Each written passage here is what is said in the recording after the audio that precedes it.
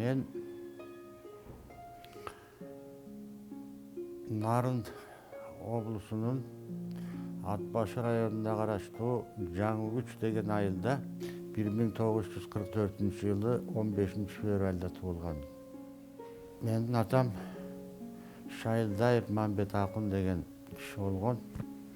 Ал киши 1901-жылы туулган экен. Энем Шайын бүбү ошол 44-жылы мен төрөлгөндө ошол согуштун болуп аткан учур экен. Ага чейин бир эжем Салиман деген 1931-жылы туулган. Азыр ушу тирүү биздин Бишкек шаарында жашап жүрөт. Агам болсо Жеңишбек деген 1942-жылы туулган.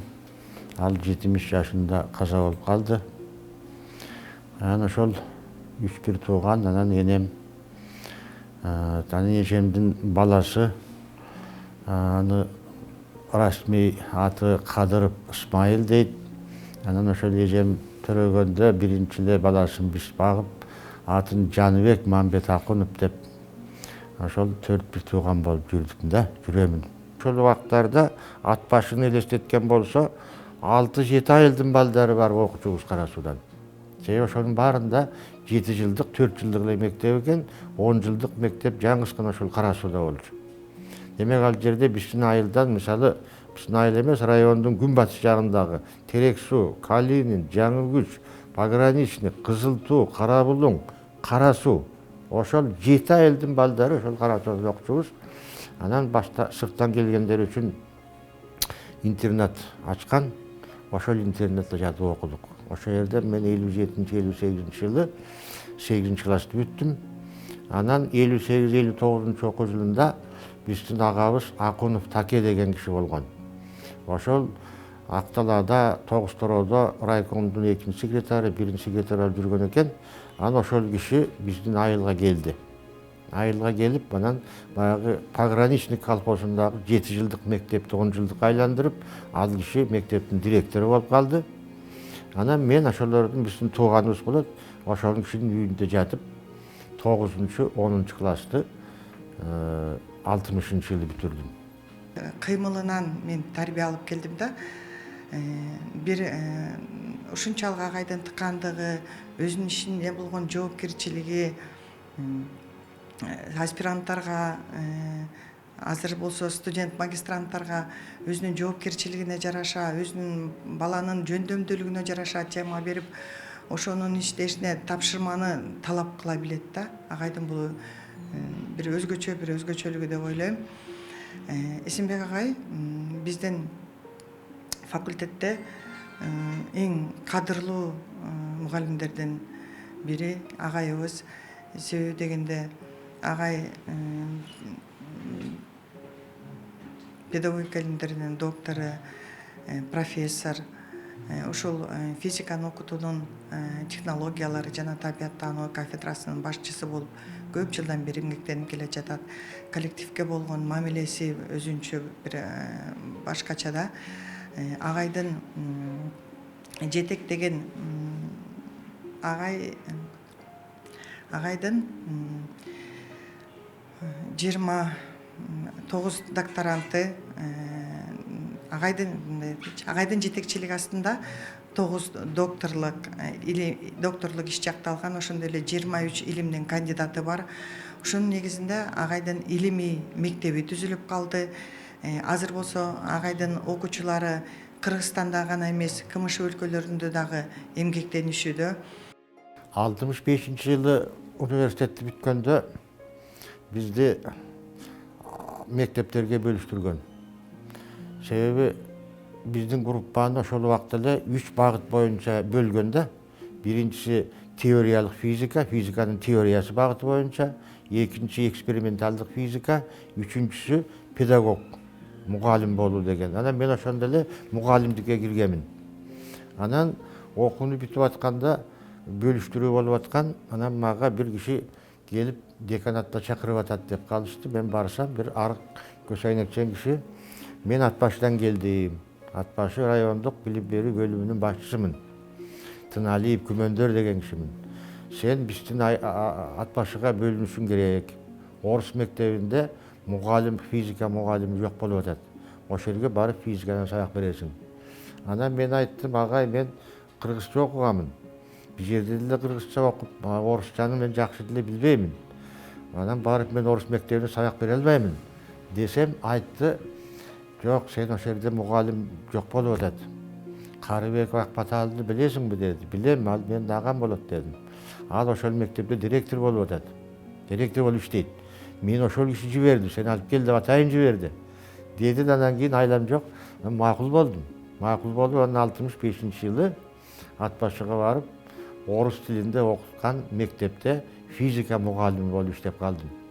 Анан жанагы Карыбек Акбатал дегенде биздин Акунов Таке кептенип райком секретары болуп, обкомду иштеп ушундай киши болчу, колхоздун председатели, анан ошол мектептин директору экен. Ошол киши мага абдан көп жардам берди. 6-класстан баштап 11-класска чейин сабак бердим. Физикадан бирден эле класс болчу. Анан баштаганда ошол кишинин үйүндө жашадым. Анан өзүм күн түндөбөй даярданып, ошо 6-дан даже 5-класска сабак бердим. Жана Салымбеков Аскар деген азыр Дордойдун башчысы болуп жүрбөйбү? Ошонун мен класс жетекчиси болуп, 5-класстан математикадан сабак бердим.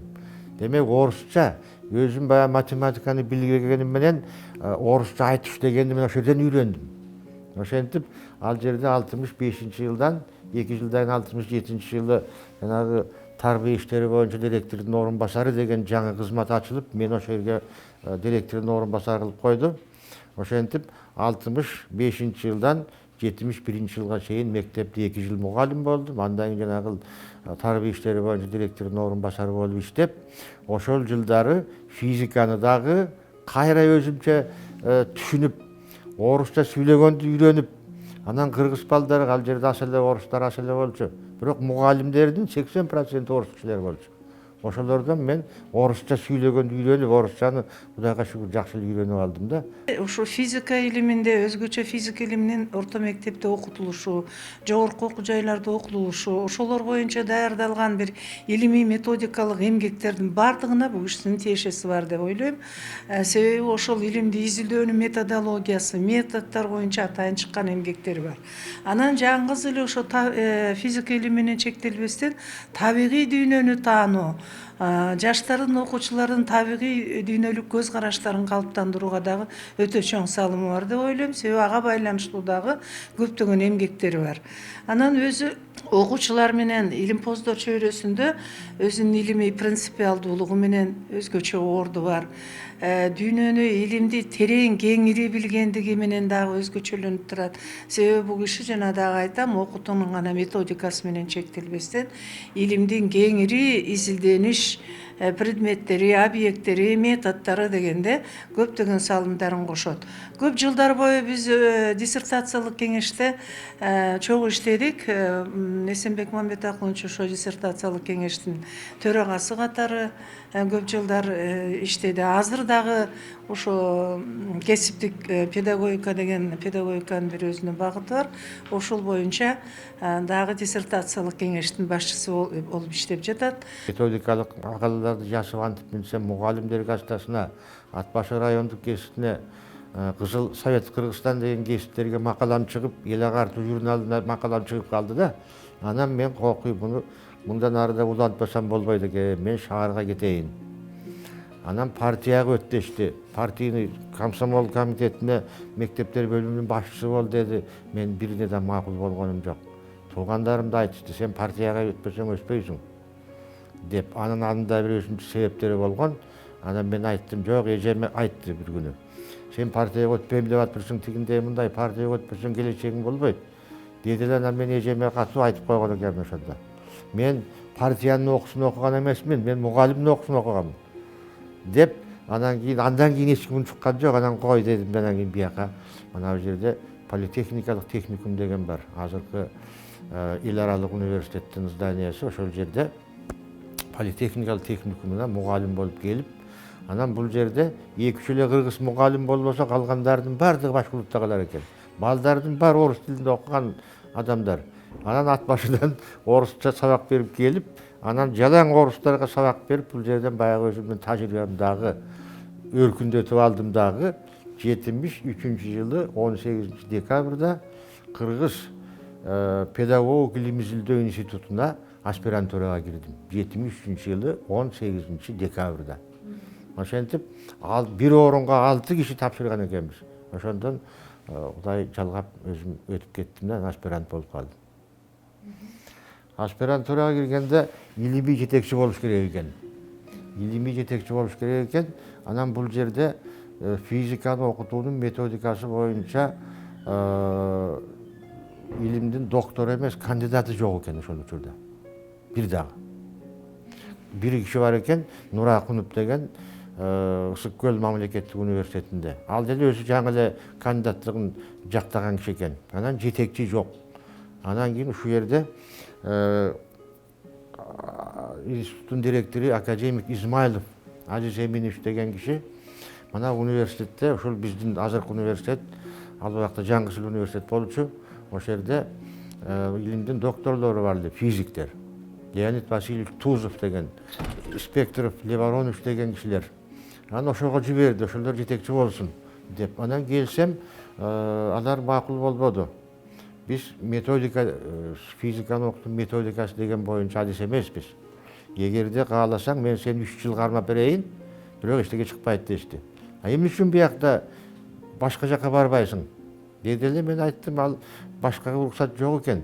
Десем, анан тигил киши баарына телефон чалып, ушуну кармап жүрө бересиңер, башка жака жиберсеңер, анан адис болуп даярдалып келет да деп, Леонид Васильевич Тузов, анда проректор болчу университетте.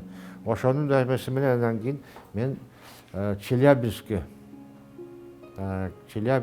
мамлекеттик педагогикалык институтунда ушул физиканы окутуу методикасы боюнча илимдин доктору, профессор Усова Антонина Васильевна деген кишиге туш болдум да. Аны жанагы институттун директорунун орун басары Бекбоев, Исак Бекбоевич, азыр 90го чыгып калды ал киши. Ошол киши кат жазып, аны ошондо макул болуп, мен барып ошол кишиге аспирант болуп калдым.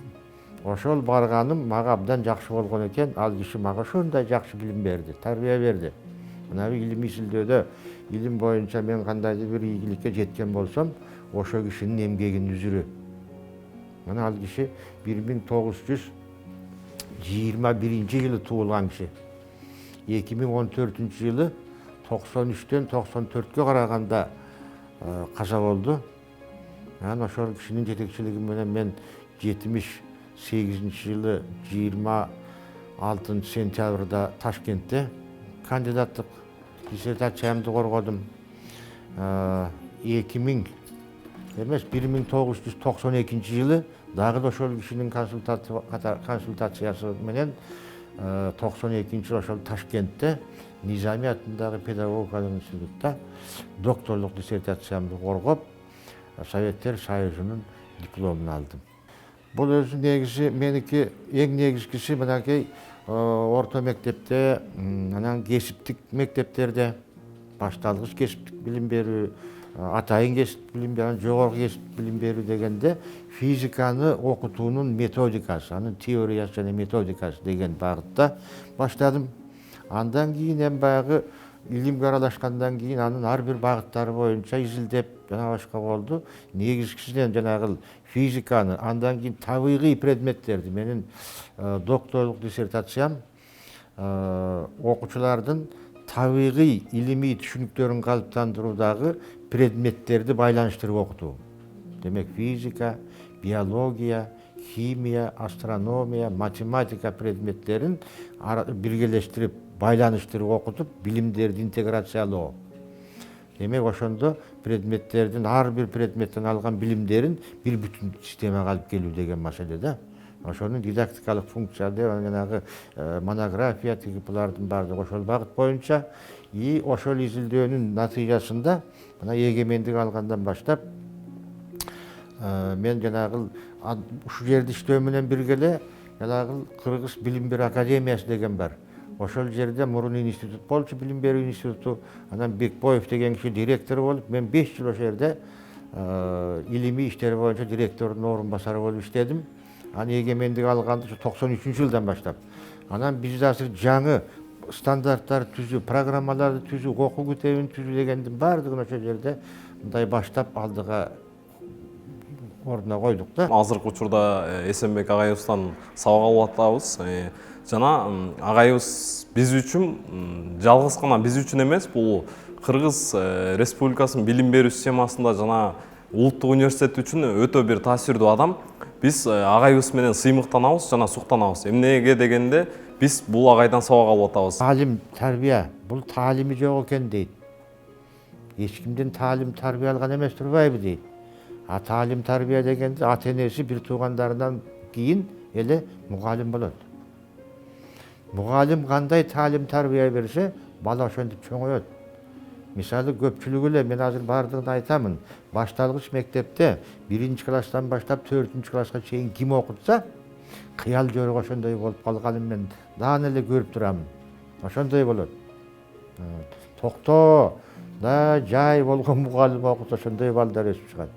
Бая бир энергичный, мисалы баардыгын эмоциональный болгон мугалим окутса ошондой бала чыгат экен. Анан кийин эми кайсы гана адис болбосун, мунун окуткан мугалими бар. Демек, мен жакында эле мына мага айтышты, мына Балыкчы шаарында 45 жыл иштеген мугалим бар экен. Ошонун бир юбилейи болуп, тиги 45 жылдын 1-жылында баштап окуткан мугалимдер, окуучулар келди дейт. Ошолор келип, ошолор мына ушундай көтөрүп, ушундай эме кылды деп айтышат. Ар бир мугалим өзүнүн окуткан баласы канчалык жакшы болсо, ошолор менен сыймыктанат. Демек, мөмөлүү дарак дегендин өзү бул калетсиз сөз. Ошон үчүн мугалим өзү мөмөлүү дарак болоюн десе, чыныгы мугалим болоюн десе, ошондой иштеши керек. Анан кайбир учурларда мөмөсү бышпай калган учурлар болот. Мөмөсү түшүмү ас болуп калган учурлар болот. Даамы башкача болуп калган учурлар болот. Анын баардыгы ошол мугалимдин өзүнөн көз каранды болот.